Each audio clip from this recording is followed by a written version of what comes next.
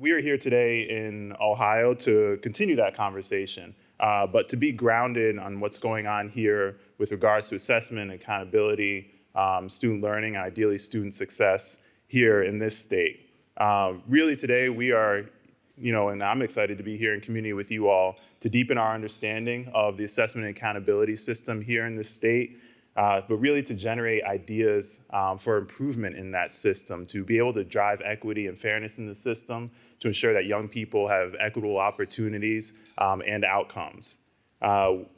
We want to ensure that every young person and every community in this state and around the country has a high quality school, and that's our goal.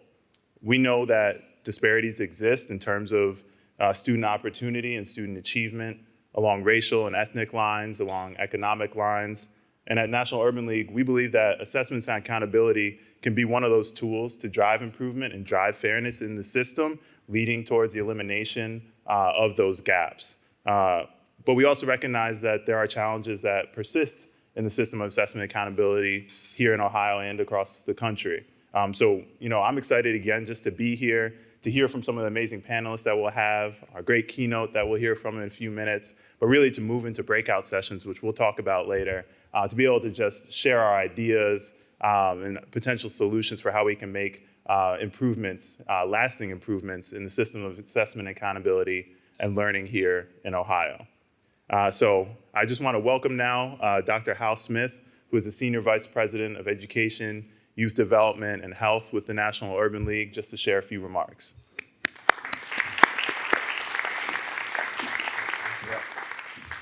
Thank you, Horatio, and good morning.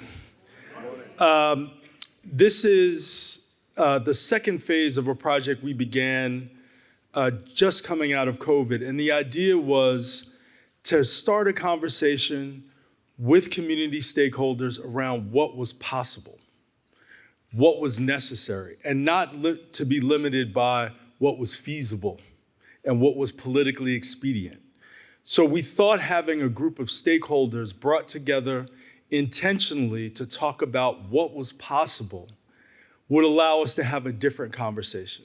Too often these conversations are about whether or not we can get the department or the administration to sign off on something, whether the state legislature will sign off on this, and that's about incremental change, which might be all that we can ultimately achieve.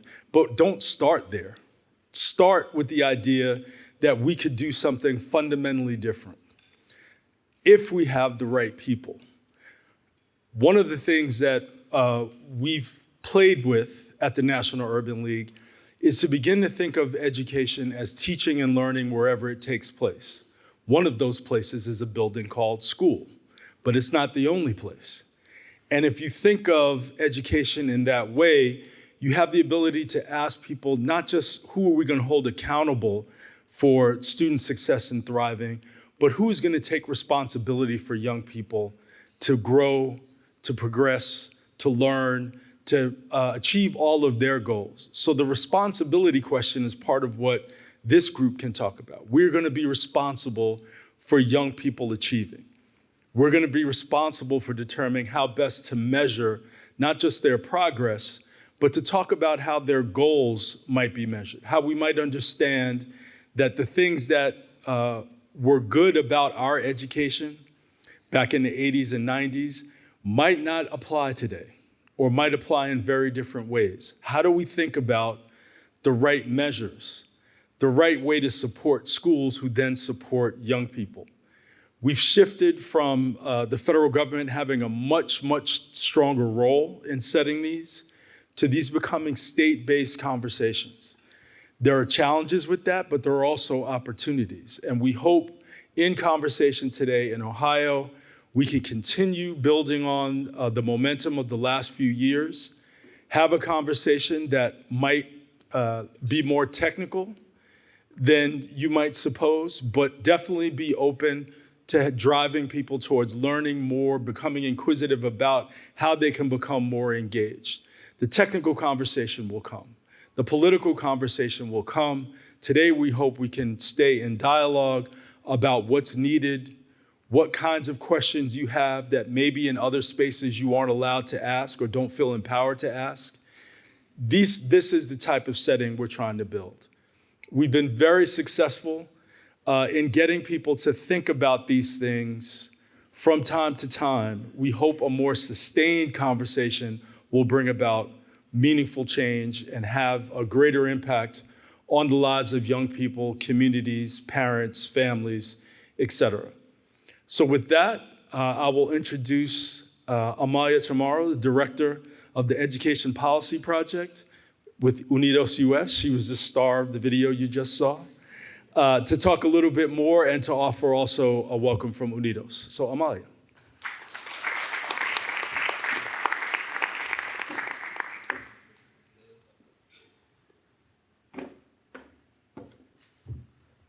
I'm gonna have to adjust this. And it's always a hard act to follow Horatio and Hal, because they're just great speakers, and Hal never needs notes. He just, he can just speak from the heart and from all his years of experience. But again, my name is Amalia, and I am the Director of Education Policy at Unidos US. We are the largest Latino civil rights and advocacy organization in the nation. And we are just so honored to be co-hosting this event with the National Urban League, our longtime partners in the civil rights movement, and also in building cross-community collaboration to tackle these big societal issues that we are trying to address and solve for our communities. So at Unidos US, we seek to close the education opportunity gap between Latino students and their peers, leading to increased achievement rates and significantly more students on the path to sustaining jobs and career. And again, on behalf of our CEO, Janet Murguia, we are just very excited to be with you here today and learn from you and the perspectives that you will be able to share with us throughout the day. And so we look forward to many of the rich discussions and conversations that you're all gonna have throughout the day. We invite you to, again, share with us your diverse perspectives on the future of assessment and accountability, but also not to limit yourself, right, to this topic, and engage in a conversation about the education system at large. We value your experiences, your insights, your expertise as students, parents and caregivers, community stakeholders, advocates, and policymakers. And as reflected in the title of today's event, Broadening Perspectives from Ohio, you're gonna hear from a lot of different perspectives that may vary from your own. And so we ask that you keep an open mind, connect with someone you don't know, and leave today reflecting on something new that you may have perhaps learned, a new insight that you've gained, an inspiration or idea that was sparked. And now it is my pleasure to introduce our keynote speaker, Eric Gordon. Just a little bit about Eric. He was appointed Senior Vice President of Student Development and Education Pipeline at Cuyahoga Community College, Tri-C, on July 31st, 2023, so just about a year ago. And in this role, Eric serves as a thought partner to the President and trusted advisor to the President's Cabinet. He is responsible for developing and implementing strategies that ensure a seamless transition for students as they move through different stages of education, from early childhood to post-secondary education and beyond. A key focus of Eric's work is identifying and addressing gaps in the current student development and support systems to ensure students have access to the resources and supports needed to succeed. And as you can see from his background, this is why we invited Eric to be our keynote speaker today. Prior to joining Tri-C, Eric served as the Chief Executive Officer of the Cleveland Metropolitan School District, a role he held for over a decade, from 2011 to 2023. And in that role, he was responsible for the leadership and daily management of Cleveland's 35,600 student school district. And during his tenure there, he saw dramatic improvement in academic performance, including a 29 percentage point gain in graduation rates, which is amazing, to a record 80.9% graduation rates. Among his many accolades, Eric Gordon also received the Green Gardner Award of the Council of Great City Schools in 2016, distinguishing him as the top urban educator of the year, the highest national honor for an urban school superintendent. And with that, it is my pleasure to invite Eric to the stage. Thank you so much for taking the time to be with us today.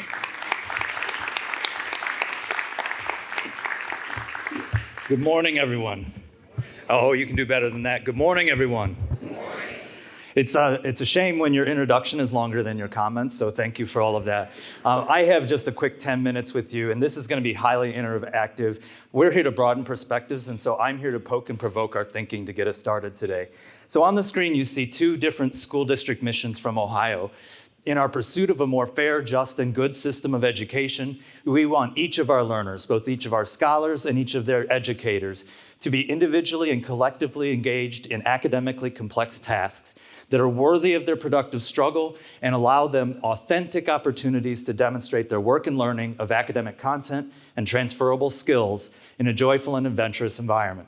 On the other side, another Ohio school district's vision, together we will ensure a safe learning environment, provide a balanced, high-quality education, maximize district resources, and encourage strong community support. If you want your child or you to attend the school district on the left, stand up. Let me see who wants to go to the school district on the left. Okay. If you want, you can have a seat. If you want your child to go to the school district on the right, stand up. A couple of you. And some of you don't want your child to go to school at all. Okay. So right now, I would argue that the school district on the left, which has this ambition of joy and adventure and authentic tasks and justice and good, is where I would want my child to go to school. On the right is the school that we tend to measure.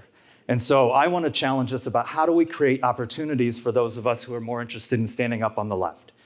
So to do this, first of all, I wanted to just share the great work that the National Urban League and Unidos US has already done. This is in the materials that you have, but these are the findings of the body of work that led us to here today. Desire to improve understanding about the purpose and use of assessments, interest in expansion and application of how student success is defined and measured, acknowledging the lack of cultural representation and the bias in assessments. And then, as Hal said, this ecosystem of places we can learn and who is collectively responsible for students. So what might we assess and why? So let's start with a couple of questions straight out of Ohio State tests. So if you know the answer to this question, please raise your hand. A student adds yeast cells to a flask of liquid media containing glucose. The flask is sealed and allowed to sit for a period of time, excuse my typo. What substance would increase if the yeast cells are performing fermentation? Raise your hand if you know the answer to that question. Okay, the two people that do cannot respond. For those who do not, how would you find the answer for that question right now? If I were offering a prize, Google it. You would Google it right now from a device in your hand. How was the U.S. Constitution amended to expand participation in federal elections to the District of Columbia, which we do not live in? Who knows the answer to that question? One hand, you can't answer. How would you find the answer to that question? Google it. So right now in Ohio and across the country, we are still asking students to do what we did in the 80s and the 90s, memorize content that we can look up in the palm of our hand. So what I would argue is we do need assessment. I have been a long-time advocate in Ohio and across the country for advocacy for assessment and accountability, but it has to make sense. We have to start with literacy and numeracy. We know it is reading and math, but it's actually literacy and numeracy. Numeracy is actually the literacy of math, adding, subtracting, multiplying, dividing, order of operations, so that we can do math and science. Just like literacy is our ability to read, so that we can read to learn, and learn in the social sciences in particular. So we have to have a foundation there. We have to end with college-ready writing and college-ready math. And all of our states have some form of what we declare is college-ready, but the college-ready assessments in Ohio, 45 minutes away, in Erie, Pennsylvania, don't look like the Keystone test that has a completely different perspective of what college-ready reading and math looks like. We need a common college-ready writing and college-ready math, and they exist. And then throughout intermediate, middle, and high school, we have to really work on those transferable or durable skills, critical thinking, problem solving. You heard them in the video, the 5 C's. But in the presence of academic content, students working on academically complex tasks where they practice these skills, I call them transferable because we also want students to be able to name which skills they're using and where do they take it. So I would argue that there's a way to rethink our assessment from the beginning and the end and what's happening in the middle based on some core literacy and numeracy, landing at college and career ready in writing and math, and having a well-built set of skills that came out of your academic experiences along the way. Here's our next test. What might accountability look like? This is, again, out of Ohio data, although it's data from our past. So 51.3%. What would you give that grade in Ohio? F. Ohio gave it a D. 27.2%. What would you give that grade? F. Ohio gave it a D. 70.9%. What would you give that one? Okay, we got that one right. 78.2%. A C? No, that's an F. 81.5%. B? No, that's an F. You're not very good at this. Our assessments have to make sense. They have to pass a sniff test. So the overall grade is a D. That is what that averages to once you get however those things came about.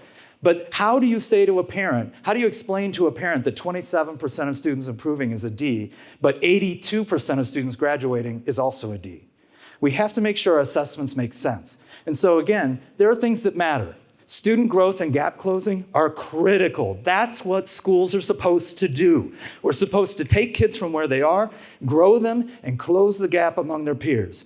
And we can do it and we can measure it. The measures need to be transparent so that teachers and educators and parents know how to do it, but we can measure this, and it's critical that we do. We need to align with legitimate career and college expectations that are recognized nationally, not statewide.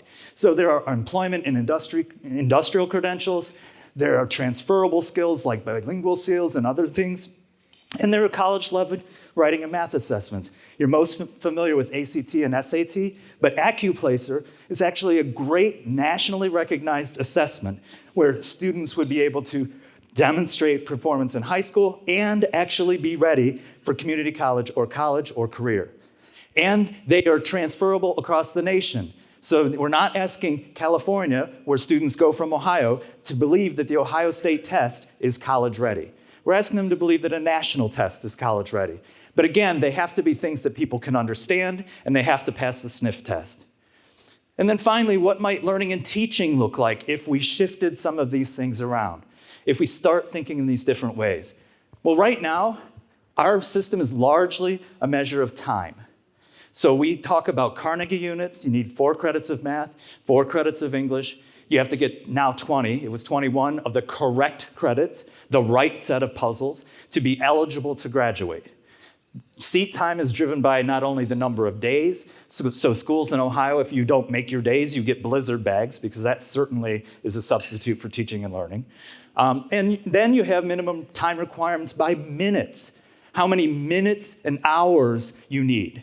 We're literally measuring academic performance by whether you have had enough minutes or hours in a seat.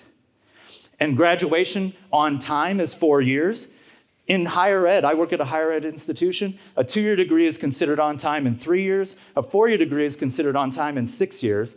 And again, it's a measure of time, not measure of you made it, you've got the skills, you're ready to go. What if Mastery was actually using these national credentials?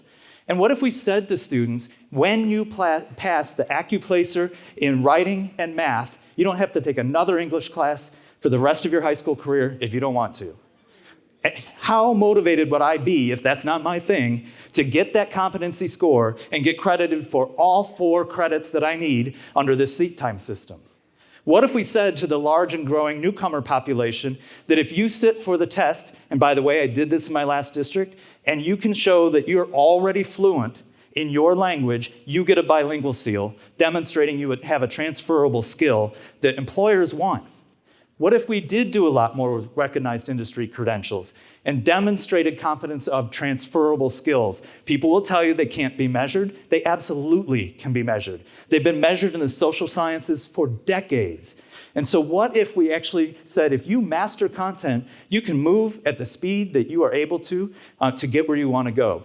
Ohio is making gains in this way. You saw a flyer on your sheet. But I would argue where Ohio is missing the mark is that we've built some of these opportunities on top of the scaffold, that you still have to finish the seat time, you still have to have the right credits in the right places and the right number of them, instead of saying, let's rethink that old structure and put in this new structure. So I'm going to leave you at the end of my 10 minutes. I promised I would be on time.